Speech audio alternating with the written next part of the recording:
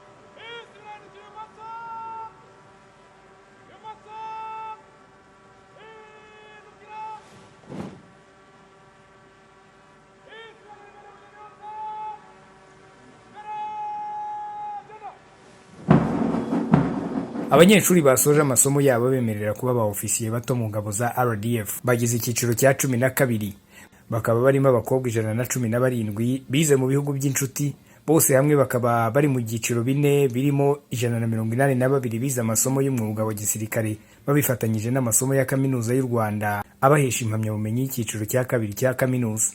Ikindi cyiciro kigizwe n'abanyeshuri 557 bize umwaka umwe amasomo ajyanye n'inyigisho z'umwuga wa gisirikare, gusa barimo abari basanzwe ari abasirikare bato 218 hamwe n'abari abasivili 336 bafite impamyabumenyi mu cyiciro cya 2 cya kaminuza mu mashami atandukanye, hamwe n'abanyeshuri 3 baturutse mu bihugu birimo Uganda na Repubulika ya Guinea. Ikindi cyiciro kigizwe n'abanyeshuri 248 bize igihe cy'amezi 9 bijyanye n'uburambe bari basanganywe mu bijyanye n'umwuga wa gisirikare, hamwe n'icyiciro kigizwe n'abofisiye 42 barangije amashuri mu bya gisirikare mu bihugu by'amahanga birimo Senegal, Kenya, Uganda, Tanzania, Leta Zunze Ubumwe za Amerika, Ubwongereza na Qatar. Bose bakaba barahiye. Abanyeshuri bahize abandi bahembwe na Perezida Paul Kagame, barimo Jean de Dieu Yakaremye wo mu cyiciro cy'abize igihe gito short course, Yves Ndamukunda mu bize imyaka 4, Dan Ataho Bakagambira wo mu cyiciro cy'abaturutse mu bihugu by'amahanga akaba ari uwo muri Uganda, naho uwahize abandi muri byose ni Emmanuel Kayitare. Abarangije bose bongerewe ubumenyi, indangagaciro, imikorere n'imyifatire myiza by'umwuga wa gisirikare, bakaba baragaragaje ubushake n'ubushobozi ntayegayezwa ko bazarinda igihugu cyabo, amajyambere yacyo, ndetse no kujya ahandi aho ariho hose bakenerwa mu kugihagararira. Urugendo bagenze ntabwo rwari rworoshye, kuko 36 mu bo batangiranye batashoboye kusa ikivi ku mpamvu zitandukanye zirimo ubuzima, gutsindwa amasomo n'izindi zirimo kutagira indangagaciro ziranga ingabo z'u Rwanda. Ubuyobozi bw'ishuri rikuru rya gisirikare rya Gako bwavuze ko mu myaka 25 ishize batangiye ibikorwa byo kwigisha aba ofisiye bato, bahawe inshingano zo kwigisha no kugendera mu ndangagaciro za gisirikare za kinyamwuga no kuba igicumbi cy'indashyikirwa.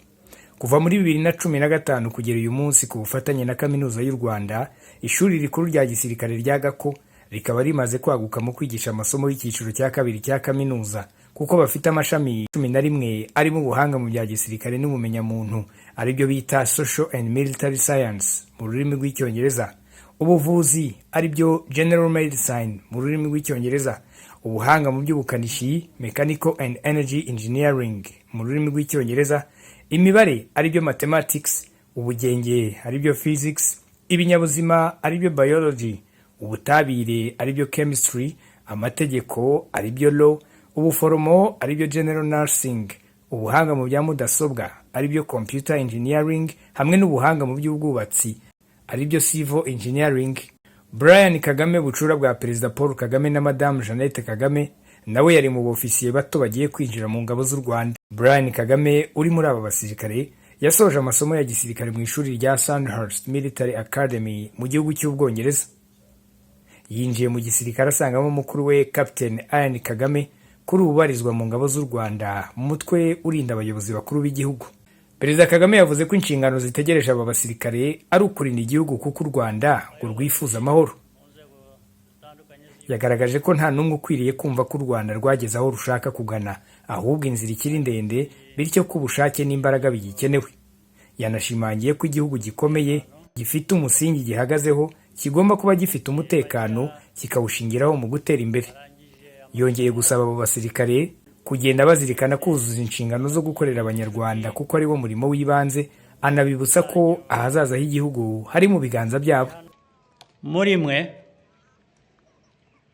kubw'umurava n'ubushake mwagaragaje mu myitozo ikomeye mwanyuzemo kugera kuri uyu munsi nk'uko twabibwiwe n'abari babayoboye.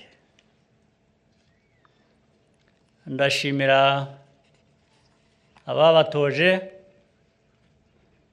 kuba baragize uruhare rukomeye mu kubategura kugira ngo namwe muzitware neza mu nshingano mwahawe. Turashimira ibihugu by'inshuti twafatanyije mu burezi n'amahugurwa mwahawe. Ubufatanye nk'ubu ntibufasha gusa mu kubaka ingabo zikomeye, ahubwo bunagaragaza ubucuti butuma ibihugu bikomeza gutera intambwe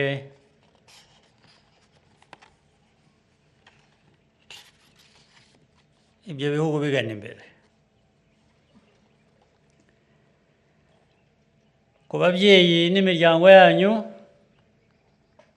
ndabashimira kuba barabashyigikiye bagashyigikira icyemezo cyanyu cyo kwinjira muri uyu mwuga w'icyubahiro nubwo waba utoroshye.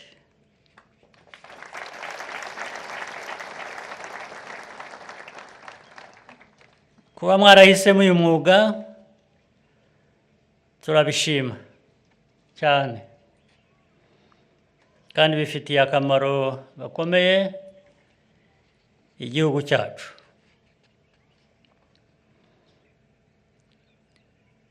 Kuri ba ofisiye bashya,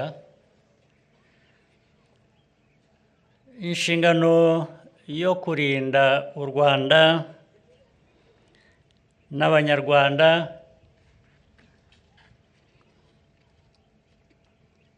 mugomba kuyuzuza uko bikwiye.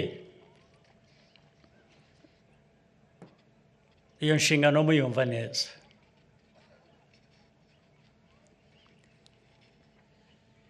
Ndabashimira ubushake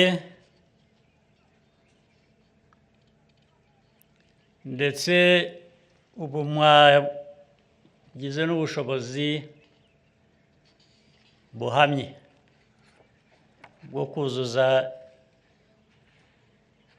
izo nshingano.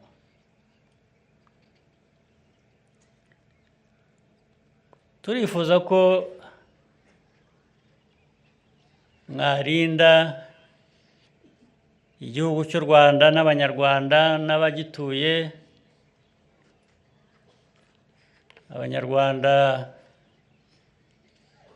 ni miliyoni 14 ubu.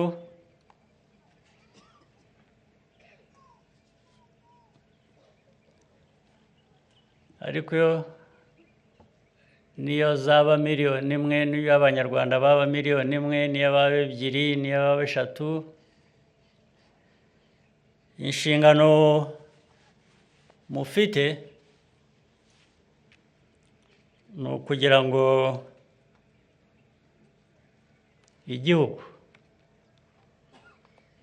kigira umutekano uhagije, kibe kitavogerwa n'abatagikunda n'abatagishaka.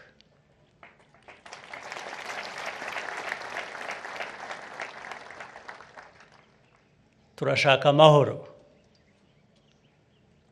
U Rwanda rukeneye amahoro. Rwabuze amahoro imyaka myinshi mu bihe byashize. Ubu tumaze imyaka 31 igihugu cyongera kwiyubaka, cyubaka umutekano, cyubaka amahoro, cyubaka kubana neza hagati y'abanyarwanda n'abandi b'ibindi bihugu. Ni inshingano ikomeye buri wese agomba guhagurukira akagiramo uruhare. Uruhare rwanyu rero mwebwe aba ofisiye muri hano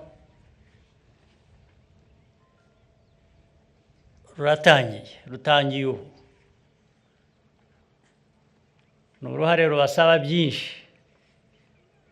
Ni uruhare rubasaba kwitanga. Ni uruhare rubasaba discipline. Ni uruhare rubasaba imyumvire myiza. Ni uruhare ruzabasaba kwitanga kugira ngo mwebwe ubwanyu mubeho neza n'abanyu n'inshuti, mbese igihugu cyose kibona aho gihera gitera imbere mu majyambere.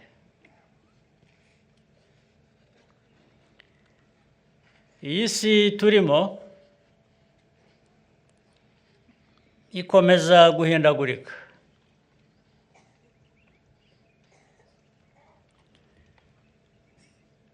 Ibibazo bikaba byinshi ndetse nabyo bikagenda bihinduka. Ubu ni ukuvuga rero ngo iyi si iteye ityo, igihe tugezemo giteye gityo, ubu tuba tugeragezwa twese. Ubu namwe mwinjiye mu bageragezwa ku buryo mugomba kubyitwaramo. Isi yahinduka igana habi, ntibajyane muri iyo nzira. Mukaguma mu nzira ibereye abanyarwanda, ibereye u Rwanda, ndetse ikibihungabanya cyaba ari icyo guhangana nacyo. Ubu ibyo mumaze kunyuramo byarabateguye kugira ngo muzahangane neza, mutsinde ibigeragezo ibyo ari byo byose.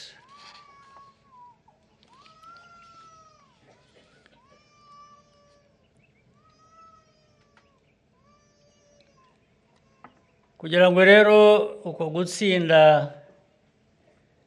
gushoboke, kubagezaho mushaka,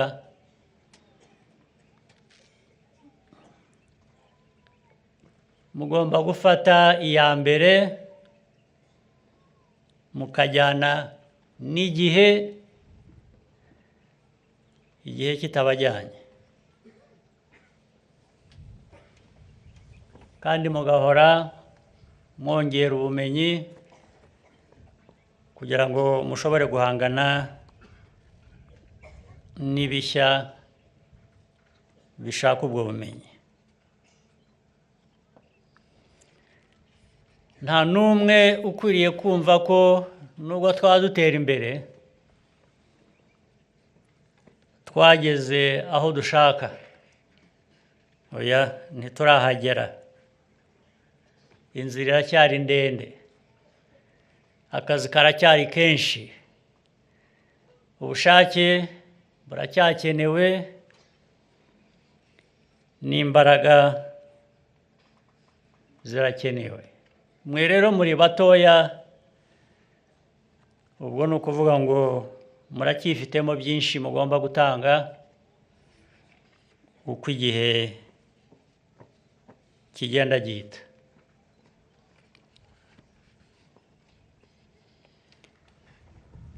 Ingabo z'igihugu cy'u Rwanda zagize uruhare mu kubaka igihugu, mu kugiteza imbere,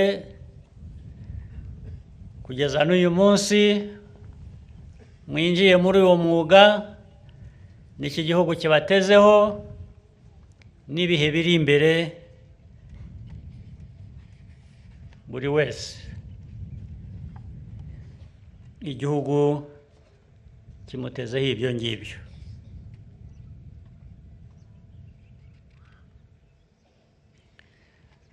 Mujye rero munibuka ko inshingano yanyu abo muri uyu mwuga twese atari ukurinda gusa ibyo u Rwanda rumaze kugeraho, ahubwo ni no kugira uruhare ibyo bigerwaho kubyubaka, no kugira ngo mbese byinshi bikomeze kugerwaho. Igihugu gikomeye gifite umusingi gihagazeho kigomba kuba gifite umutekano. Umutekano ni ngombwa.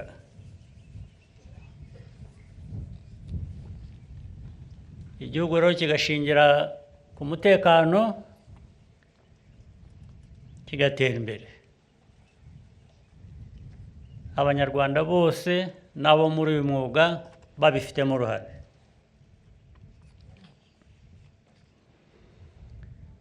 Kwinjira mu ngabo z'u Rwanda RDF bibaha ubushobozi bibafasha gutanga umusanzu mu iterambere ry'u Rwanda no kubungabunga ya mahoro navugaga, adakwiye kugarukira mu Rwanda gusa, ariko ndetse n'umusanzu wacu waba ukenewe tukaba twabigeza no ku bandi dufatanya ibikorwa byinshi hirya no hino ku isi aho ariho hose. Nk'uko byagiye bigaragara, uruhare ingabo zacu zagize, zigira, zizagira no mu bihe biri imbere muri ubwo bufatanye n'ibindi bihugu, nk'uko hari ibidufasha, hari n'ibyo natwe twagira uruhare mu gutera inkunga.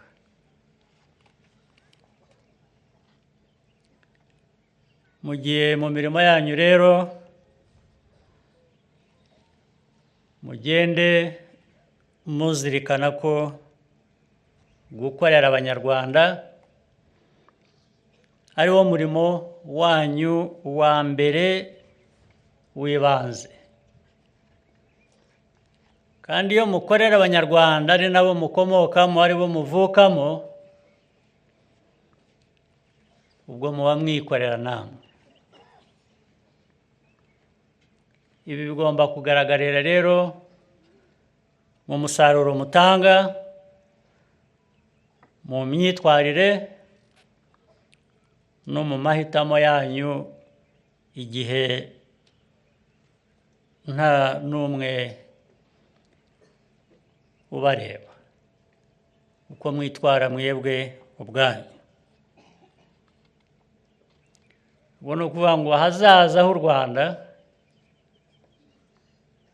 hari mu biganza byanyu, mu maboko yanyu.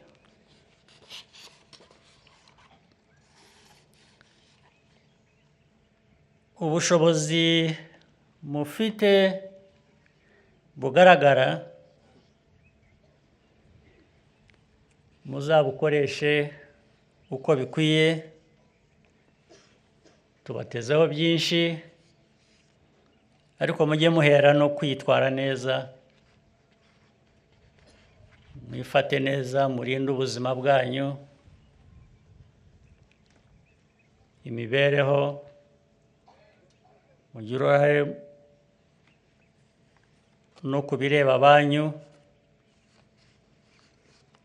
Hari imico mibi hanze aha, ndetse iyo tutari dusanganywe tukayiga ahandi, mugerageze ukuntu iyo mico mibi mwayirinda. Mwirinde ubusinzi, ibintu byo kunywa inzoga zikagutesha, iyo zagutesheje umutwe zigutesha n'imirimo, zigutesha na ya nshingano mwarahiriye. Ibiyobyabwenge, urumva ko ufite ubwenge bwayobye ntabwo aba acyuzuza inshingano. Byose kandi bikomokamo ibintu bitwara ubuzima bw'abantu, bihereye no kuri mwebwe ubwanyu abakiri bato. Ntabwo rero twakwifuza ko ibi byose mumaze kugeraho, aho mwigejeje, byagira bitya gusa bikaba imfabusa umunsi umwe, kubera ko warushijwe imbaraga n'imico mibi yo gusinda, ibiyobyabwenge n'indi mico idakwiriye ubundi mu bantu, byaba ko byaturutse hano iwanyu cyangwa se byaturutse n'ahandi, ntabwo ari imico yo kwiga. Ndagira ngo rero ndangize nongera kubashimira kandi mbifuriza ibihe byiza n'intsinzi mu byo muhangana nabyo mu nshingano zanyu za buri munsi. Mbifurije n'amahoro y'Imana n'imigisha mu buzima bwanyu buri imbere. Murakoze cyane. Simeon Stizo Muhumuza, One Nation Radio, i Kigali.